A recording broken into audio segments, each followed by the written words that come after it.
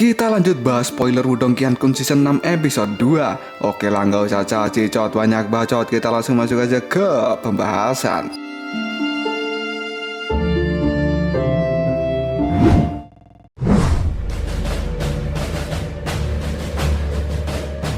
Pada saat ini Lindong akan memurnikan Rehan boneka darah dengan bantuan dari Xiaodiao. Namun rupanya si Rehan itu tidak bisa diam. Dia terus saja melompat-lompat dan berteriak, "Darah, darah, darah!" Yang bahkan saat ini Rehan akan menyerang Lindong. Dan dengan cepat Lindong pun mengeluarkan batu puncak penjara besar yang seketika menimpa tubuh Rehan supaya lebih tenang. Setelah dirasa cukup tenang kali ini, Xiaodiao meminta pil nirwana pada Lindong dan dia berkata, "Hei, kau masih bertingkah ya? Mari kita lihat bagaimana Xiaodiao memurnikanmu." Tidak butuh basa-basi lagi, Xiaodiao pun menuangkan 30.000 pil nirwana ke tubuh Rehan. Lindong yang melihat hal ini pun terlihat penuh beban. Dia berkata dalam hati, "Semoga pemurniannya berhasil. Jika tidak, maka pil nirwanaku akan habis sia-sia. Aku bisa tangisan 30 hari 30 malam." Butiran-butiran pil nirwana itu kali ini mulai melebur satu persatu dan mulai menyelimuti tubuh Rehan. Di saat yang sama, Xiaodiao mulai membentuk segel transformasi nirwana. Rehan pun mulai memberontak kembali. Namun dengan cepat, Lindong menambahkan tekanan pada batu puncak penjara besar. Jika sampai Rehan berhasil lolos dari tekanan Lindong, maka sudah dipastikan pemurniannya akan gagal dan Rehan pasti akan secara otomatis menyerang Lindong.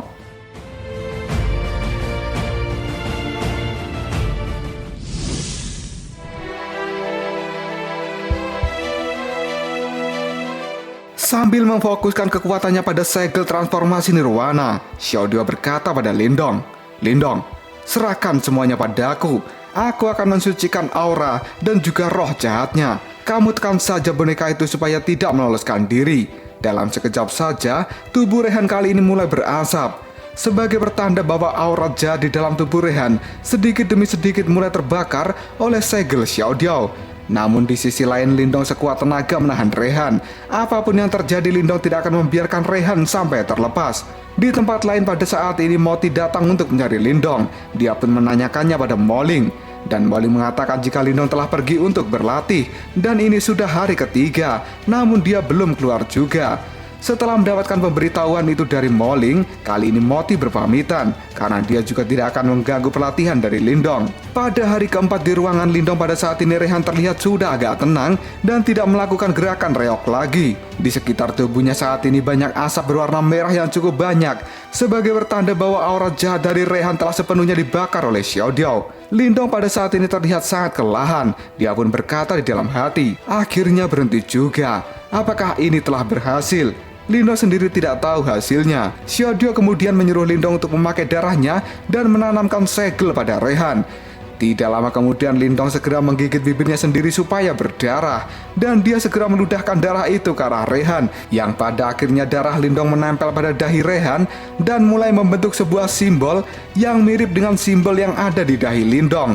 Di mana pada akhirnya simbol itu saling terkoneksi satu sama lain. Dan kali ini Lindong bisa mengendalikan Rehan sepenuhnya. Lindong pun merasa senang dan dia berkata, "Syukurlah, Rehan kali ini sudah bisa aku jinakkan."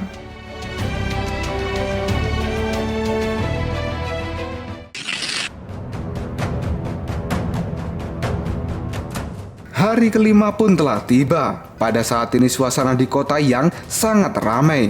Lindong yang melihat hal ini merasa takjub karena baru kali ini dia melihat banyak ahli yang kuat berkumpul dalam satu lokasi. Moling yang melihat hal itu pun juga mulai berkomentar bahwa semua orang yang datang ini berasal dari berbagai dinasti dan mereka semua akan berebut dalam mendapatkan kunci harta karun kuno. Tidak lama kemudian Moti pun kali ini datang bersama dengan rekannya dan dia tersenyum lalu berkata pada Lindong, "Hahaha, Lindong, akhirnya kau keluar juga dari pelatihanmu." Rekan yang datang bersama Moti itu adalah seorang wanita dan juga seorang pria.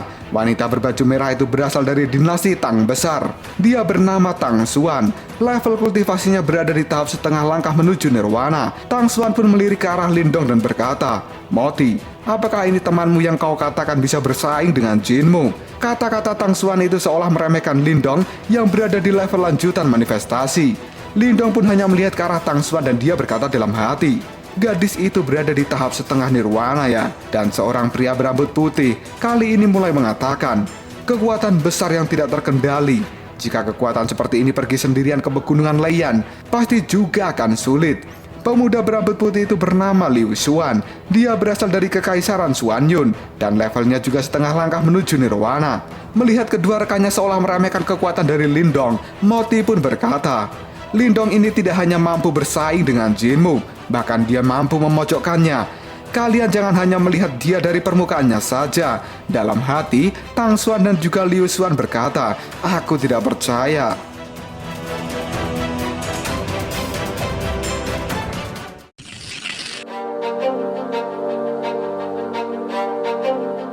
Moti kali ini melihat ke arah Lindong dan mengatakan, Lindong, perkenalkan kedua orang kuat ini adalah teman kita yang juga sangat bisa diandalkan. Dia adalah Tang Xuan dan yang itu adalah Liu Xuan. Lindong pun memberikan salam kenal pada mereka berdua. Moti kemudian kembali mengatakan, mereka berdua ini sangat lugas dan sensitif.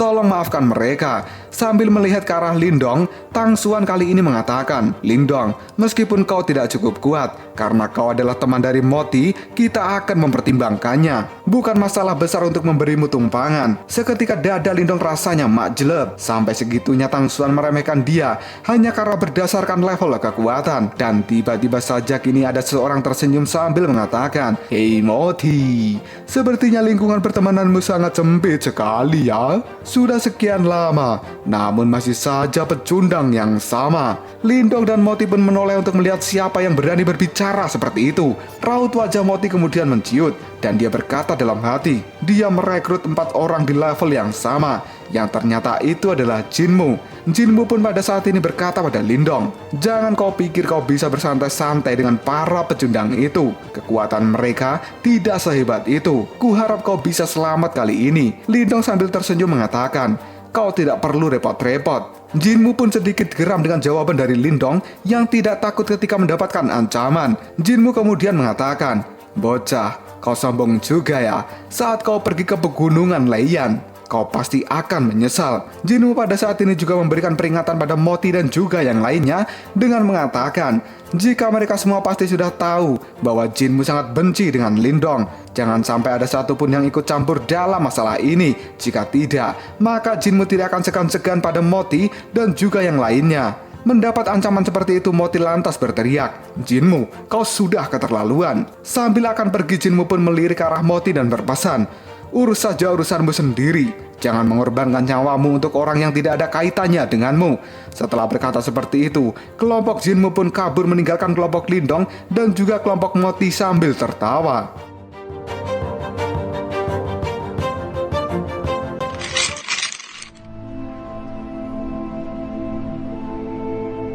Ancaman dari Jinmu itu membuat Lindong merasa tidak enak dengan Moti. Dia kemudian mengatakan, jika dilihat dari situasinya kurasa aku harus pergi sendiri saja.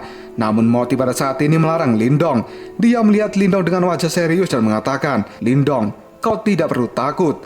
Sebenarnya kami juga memiliki dendam pribadi dengan Jinmu. Tidak ada bedanya jika kita berpisah. Lebih baik kita bertindak secara bersama-sama dan saling menjaga satu sama lain. Tang Xuan yang cantik dan baik hati, namun bermulut pedas pun ikut mengatakan, ya, kau masih bisa membantu kami sedikit. Ikutlah dengan kami saja. Mereka pasti akan sedikit ketakutan. Kata-kata Tang Xuan itu membuat Lindong seolah-olah dirinya tidak kuat dan hanya akan menjadi beban. Karena ucapan Tang Xuan benar-benar belak-belakan. Moti kemudian memarahi Tang Xuan. Berhentilah meremehkan dia. Mari kita juga bersiap untuk segera pergi.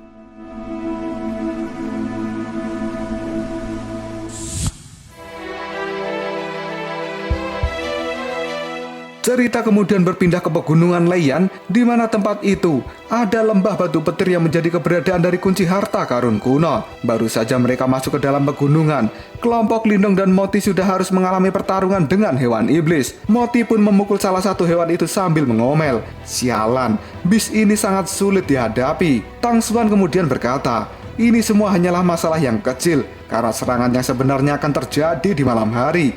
Pada saat itu, aku yakin seluruh tim akan menyusut menjadi sepertiga. Duyun pun seketika menjadi ciut nyalinya setelah mendengar ucapan dari Tang Xuan. Moti lalu mengatakan bahwa malam ini mereka akan melakukan kemah dan menjaga satu sama lain secara bergantian. Dengan begitu akan bisa saling melindungi dan memberikan peringatan jika ada serangan dari hewan iblis. Waktu pun terus berlalu. Matahari mulai tenggelam di ufuk barat. Anak senja mulai bersyair ria sambil menyeruput seember kopi. Dan kelompok Moti serta Lindong pun membuka perkemahan karena malam hari sangat berbahaya jika melanjutkan perjalanan. Moti kali ini berbicara pada Lindong. Lindong, kau harus waspada di malam hari. Aku takut malam ini akan ada manusia licik yang berbahaya menyelinap ke dalam perkemahan kemudian menyerang secara diam-diam. Lindong pun pada saat ini paham dengan apa yang dimaksud oleh Moti, karena pada saat ini Lindong melihat kelompok jinmu baru saja tiba. Dan Lindong berkata di dalam hati, tidak kusangka kelompok jinmu tidak jauh dari kelompokku. Dengan temperamennya itu, aku tidak boleh lengah. Karena pada saat ini jinmu terus melirik ke arah Lindong seperti sedang merencanakan sesuatu.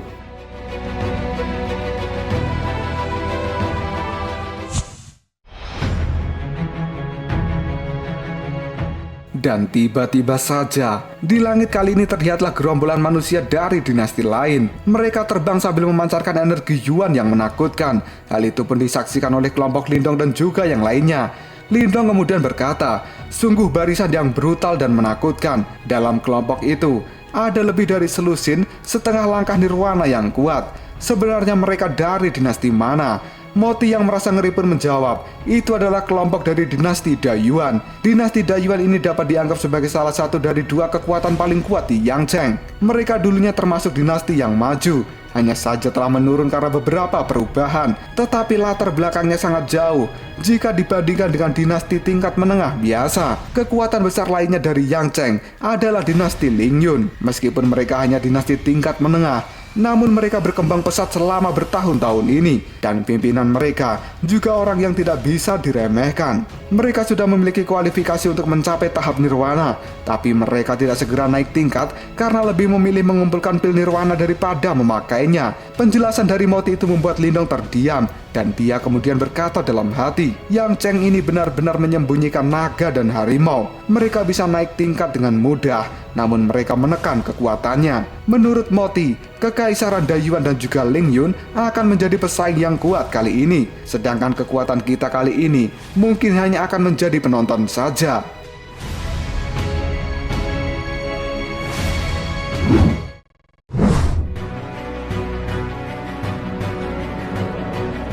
Malam hari pun tiba. Suasana sekitar pegunungan Lian terlihat gelap gulita, dan sinar-sinar yang menyala itu adalah lokasi perkemahan dari orang-orang yang akan berburu harta karun kuno. Lindong kali ini tidak menyia-nyiakan waktu dan menggunakannya untuk berlatih. Tang Xuan pun muncul di belakang Lindong dan dia berkata, di sisi kalian mungkin aku hanya bisa memberikan sedikit bantuan saja. Lindong pun melirik dan berterima kasih atas bantuan dari Tang Xuan.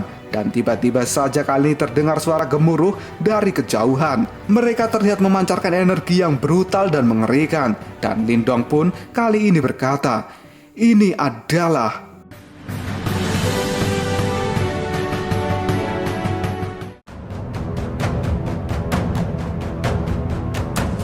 Lalu apakah yang akan terjadi selanjutnya? Kekuatan besar apa yang sebenarnya sedang menuju ke arah perkemahan mereka? Apakah Lindong dan juga timnya mampu menghadapi kekuatan itu? Jika kalian penasaran, tunggu aja jawabannya di next video. Koprol Sob.